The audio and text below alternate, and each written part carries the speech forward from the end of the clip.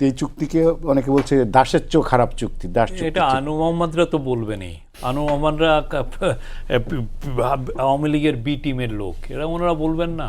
আর বাংলাদেশের বামদের হিস্ট্রি অনেক পুরনো এবং অনেক ক্ষেত্রেই তারা জাস্ট স্টেটের বিরুদ্ধে দাঁড়িয়ে গেছেন। জামাতও বলছিল, কিন্তু এখন জামাত কি বললো না, আমরা মনে করি এটা খুবই বাংলাদেশের ফিউচারের জন্য, বাংলাদেশের ট্রেডের গ্রোথের জন্য, বাংলাদেশের প্রসপ্যারিটির জন্য ইটস আ ভেরি গুড চুক্তি।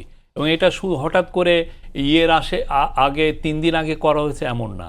এটা নিয়ে নেগোসিয়েশন শুরু হয়েছে আপনার এপ্রিলের থেকে, এবং এই নেগোসিয়েশনের কালমিনেশনটা আপনারা দেখেছেন 6 ফেব্রুয়ারি বা 9 ফেব্রুয়ারি। এবং এইটার ক্ষেত্রে আপনার এখানে একটা এক্সিট ক্লজ আছে।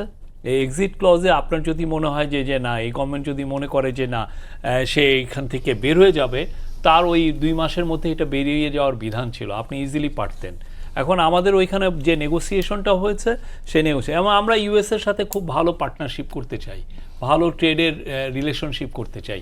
আর যেই কেনাকাটা বলেন, আপনি অন্যান্য দেশে দেখেন না, ইয়েরা কিনছে $350 বিলিয়ন, সাউথ কোরিয়ার মতো দেশ, ইন্ডিয়া কিনছে $500 বিলিয়ন মতো। আমরা সেই জায়গায় যা করেছি এটা পুরো দেশের ফিউচারকে সামনে রেখে, এবং আমি মনে করি এটা খুবই ভালো একটা ইয়ে। আর আনু মোহাম্মদ বা এরা কেউ তো ট্রেড এক্সপার্ট না, ইন্টারন্যাশনাল ট্রেড এক্সপার্ট না। উনি যে কাজগুলো করেন সেটার সাথে এটার কোনো তেমন একটা ইয়ে নাই। একটা বড় একটা ইন্টারন্যাশনাল ট্রেড এক্সপার্ট এনে আপনি সেমিনার করিয়ে বলেন যে আমাদের এখানে ভুল আছে কিনা।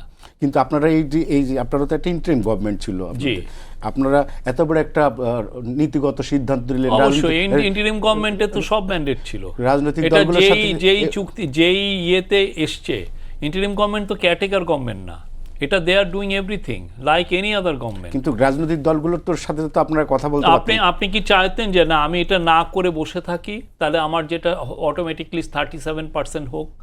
37% হওয়া মানে হচ্ছে কি আপনার তো থাকে, আমার পুরো এক্সপোর্ট ইউএস মার্কেটে ওয়াইপ আউট হয়ে যায়।